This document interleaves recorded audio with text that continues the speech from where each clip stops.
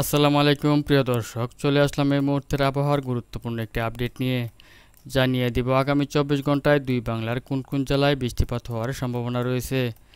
আহ, তো ভিউয়ার্স, আপনি যদি আপনার জেলায় আগামী 24 ঘন্টায় বৃষ্টিপাত হচ্ছে কিনা তা জানতে চান, তাহলে অবশ্যই আমার এই ভিডিওটি দেখতে থাকুন। আর ভিডিওটি ভালো লাগলে লাইক, কমেন্ট এবং শেয়ার করতে ভুলবেন না। আর সবার আগে সবার প্রথম সঠিক আবহাওয়ার খবর জানতে আমাদের এই চ্যানেলটিকে সাবস্ক্রাইব করে পাশেই থাকবেন। তো ভিউয়ার্স, এখন আপনাদেরকে আমি লাইভ চেক করে দেখাবো যে আগামী 24 ঘন্টায় বেঙ্গল জুড়ে কোন কোন জেলায় বৃষ্টিপাত হচ্ছে আর কোন কোন জেলায় বৃষ্টিপাত হওয়ার সম্ভাবনা নেই। তো ভিউয়ার্স, আমি দেখতে পাচ্ছি আগামী 24 ঘন্টায় বাংলাদেশের উত্তর অঞ্চলে মোটামুটি ভারী থেকে অতি ভারী বৃষ্টিপাতের সম্ভাবনা রয়েছে। তাছাড়াও বাংলাদেশের প্রায় বিভাগেই মাঝারি হালকা হালকা থেকে মাঝারি বৃষ্টিপাতের সম্ভাবনা রয়েছে। তো ভিউয়ার্স, আমি দেখতে পাচ্ছি যে আগামী 24 ঘন্টায় মোটামুটি রংপুর, সিলেট এবং ময়মনসিংহ বিভাগের উপর মাঝারি থেকে ভারী বর্ষণের সম্ভাবনা রয়েছে।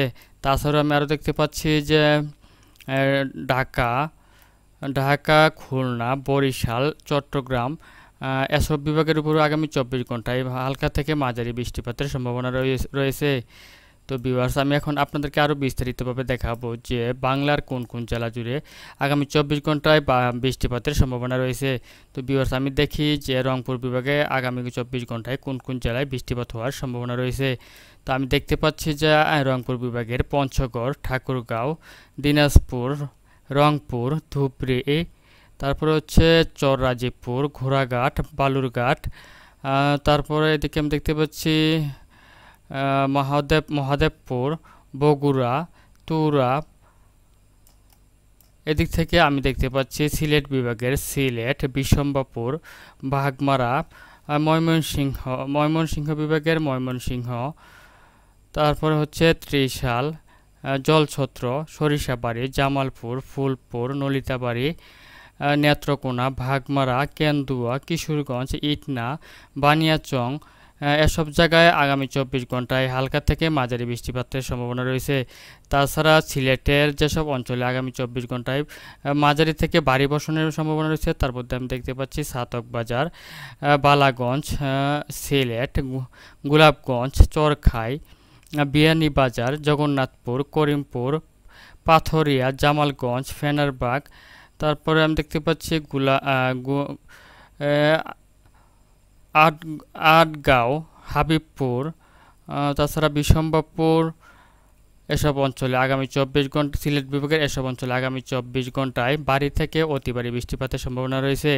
তাছাড়া আমি আরও দেখতে পাচ্ছি চেরিপুঞ্জি, চরখাই, জকিগঞ্জ, হাইলাকান্দি, তারপর হচ্ছে বড়লেখা, বালাগঞ্জ, কুলাউড়া, মৌলভীবাজার এসব অঞ্চলে আগামী 24 ঘন্টায় ভারী থেকে অতি ভারী বর্ষণের সম্ভাবনা রয়েছে।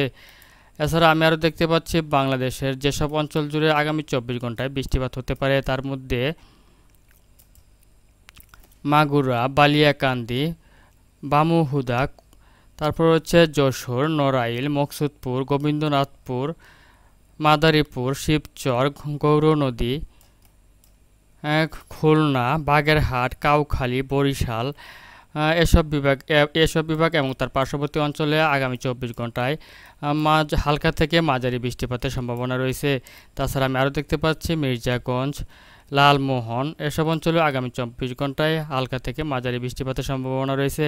এদিক থেকে আমি দেখতে পাচ্ছি যে চট্টগ্রাম বিভাগেরও বেশ কিছু অঞ্চল জুড়ে আগামী 24 ঘন্টায় মোটামুটি ভারী বৃষ্টিপাতের সম্ভাবনা রয়েছে। তার মধ্যে ফটিকাছড়ি উপজেলা, মানিকছড়ি, রাঙ্গামাটি, বিলাইছড়ি, রাজস্থলী, চট্টগ্রাম, সাতকানিয়া, তারপরে হচ্ছে রংছড়ি, থানচি, চকারিয়া ও কুতুবদিয়াতে আগামী 24 ঘন্টায় মাঝারি থেকে ভারী বর্ষণের সম্ভাবনা রয়েছে।